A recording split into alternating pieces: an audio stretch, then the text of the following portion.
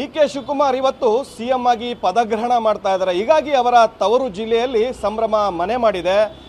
ಬೆಂಗಳೂರು ದಕ್ಷಿಣ ಜಿಲ್ಲೆಯಿಂದ ಒಂದು ಪದಗ್ರಹಣ ಕಾರ್ಯಕ್ರಮಕ್ಕೆ 5,000ಕ್ಕೂ ಹೆಚ್ಚು ಜನರು ಕೂಡ ಹೋಗ್ತಾ ಇದ್ದಾರೆ. ತುಂಬ ಹತ್ತಿರದಿಂದ ಅವ್ರನ್ನ ನೋಡಬೇಕು, ಅವರಿಗೆ ಶುಭಾಶಯ ಕೋರಬೇಕು ಅಂತ.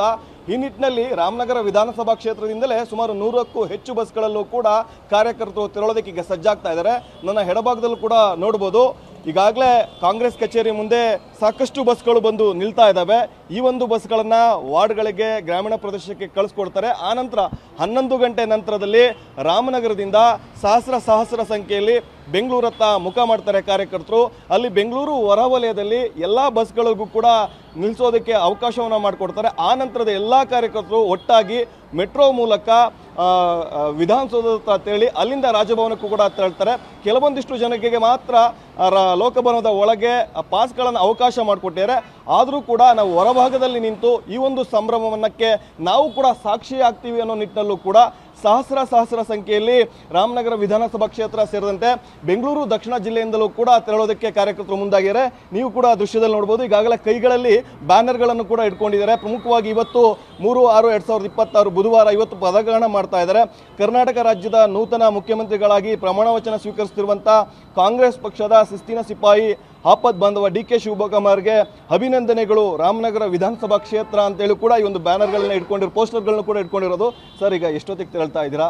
ಎಷ್ಟು ಜನ ತೆರಳ್ತಾ ಇದ್ದೀರಾ? ಹೇಗಿದೆ ಸರ್ ಸಂಭ್ರಮ? ಸರ್, ಇವತ್ತು ನಮಗೆ ಒಂದು ಹಬ್ಬದ ವಾತಾವರಣ.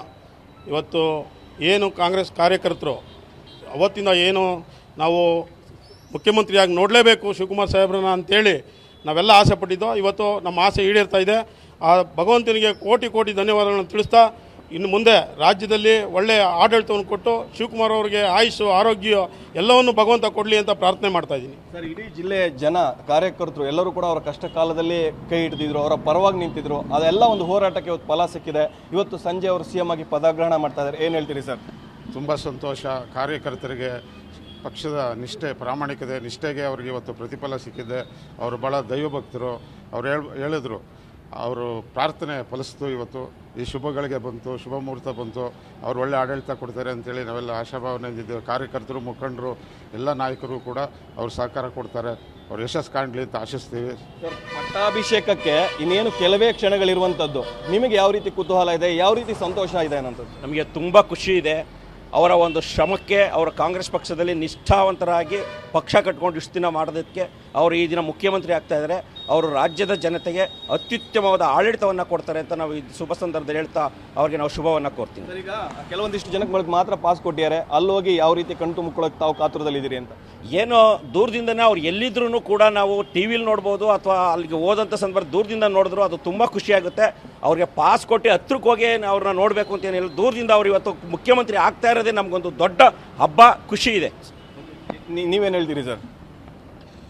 ನಮ್ಮ ಯುವಕರಿಗಂತೂ ತುಂಬ ಒಂದು ಉತ್ಸಾಹದಲ್ಲಿದ್ದೀವಿ. ಯಾಕಂದರೆ ನೂತನ ಮುಖ್ಯಮಂತ್ರಿ ಆದ ನಮ್ಮ ಡಿ.ಕೆ. ಸಾಹೇಬರು ಯುವಕರಿಗೆ ಆದ್ಯತೆ ಕೊಡಬೇಕು ಅಂತ ನಿನ್ನೆ ಡೈಲಿ ಹೇಳೋದ್ರಿಂದ ನಮಗೆಲ್ಲ ತುಂಬ ಖುಷಿಯಾಗಿದೆ. ಮುಂದಿನ ದಿನಗಳಲ್ಲಿ ಹೆಚ್ಚಿನ ಯುವಕರನ್ನ ಅವರು ರಾಜಕೀಯ ಒಂದು ಮುಖಾಂತರ ಬೆಳೆಸೋಕ್ಕೆ ಒಂದು ಪ್ರಯತ್ನ ಪಡ್ತಿದ್ದಾರೆ. ಯಾಕಂದರೆ ಅವರು ಒಂದು NSA ಯುವ ಕಾಂಗ್ರೆಸ್ಸಿಂದ ಬೆಳೆದು ಬಂದರು.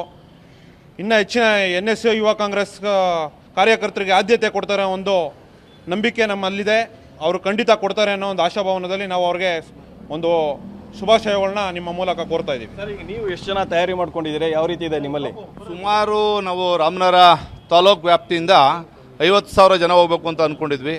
ಆದರೆ ಗಾಜಿನ ಮನೆಯಲ್ಲಿ ಏನು ಇವಾಗ ಸಾಹೇಬರು ಪದಗ್ರಹಣ ಕಾರ್ಯಕ್ರಮಕ್ಕೆ ಅಲ್ಲಿ ಗೊಂದಲ ಆಗೋ ರೀತಿ ಬೇಡ ಅಂಥೇಳಿ ಪ್ರಮುಖವಾಗಿ ಸುಮಾರು ಒಂದು 6,000 to 7,000 ಜನ ನನ್ನ ಪಂಚಾಯತಿ ವ್ಯಾಪ್ತಿಯಿಂದ ಸುಮಾರು ಬಸ್ಗಳ ಮೂಲಕ ಹೋಗಿ ಅಲ್ಲಿಂದ ಚಳ್ಳಘಟ್ಟದಿಂದ ನೇರವಾಗಿ ರಾಜಭವನಕ್ಕೆ ಹೋಗ್ತೀವಿ. ಅಲ್ಲಿ CM ಸಾಹೇಬರು ಪದಗ್ರಹಣದ ಜೊತೆಗೆ ನಾವೆಲ್ಲ ಯುವಕರು ಈ ಒಂದು ಅವರ CM ಸ್ಥಾನವನ್ನು ನೋಡಲಿಕ್ಕೆ ಕಾತರದಿಂದ ಕಾಯ್ತಾ ಇದ್ದೀವಿ. ಅದಕ್ಕೆ ಸಾಕ್ಷಿ ಆಗಬೇಕು ಅಂತ ಅಂದ್ಕೊಂಡಿದ್ವಿ. ಎಲ್ರಿಗೂ ಶುಭವಾಗಲಿ. ಜೈ ಕಾಂಗ್ರೆಸ್, ಜೈ ಡಿ.ಕೆ. ಶಿವಕುಮಾರ್ ಜಿಕೆ. ಇದಿಷ್ಟು ಕೂಡ ಕಾಂಗ್ರೆಸ್ ಕಾರ್ಯಕರ್ತರು ಹೇಳ್ತಿರುವಂತದ್ದು. ಈಗಾಗಲೇ ಪಟ್ಟಾಭಿಷೇಕಕ್ಕೆ ಕಾಂಗ್ರೆಸ್ ಕಾರ್ಯಕರ್ತರಲ್ಲಿ ಸಂಭ್ರಮ ಮನೆ ಮಾಡಿದೆ. ನಾವು ಅವ್ರನ್ನ ತುಂಬಾ ಹತ್ತಿರದಿಂದ ನೋಡಬೇಕು ಅಂತೇಳಿ ಸಾವಿರಾರು ಸಂಖ್ಯೆಯಲ್ಲೂ ಕೂಡ ನಾವು ವಿಧಾನಸಭಾ ಕ್ಷೇತ್ರದಿಂದ ಹೊರಟಿದ್ದೀವಿ ಅನ್ನೋದನ್ನ TV9 ಜೊತೆಗೆ ಹಂಚ್ಕೊಳ್ತಿರುವಂತದ್ದು. ಕ್ಯಾಮರಾ ಪರ್ಸನ್ ಸಂದೀಪ್ ಜೊತೆ ಪ್ರಶಾಂತ್, TV9 ರಾಮನಗರ.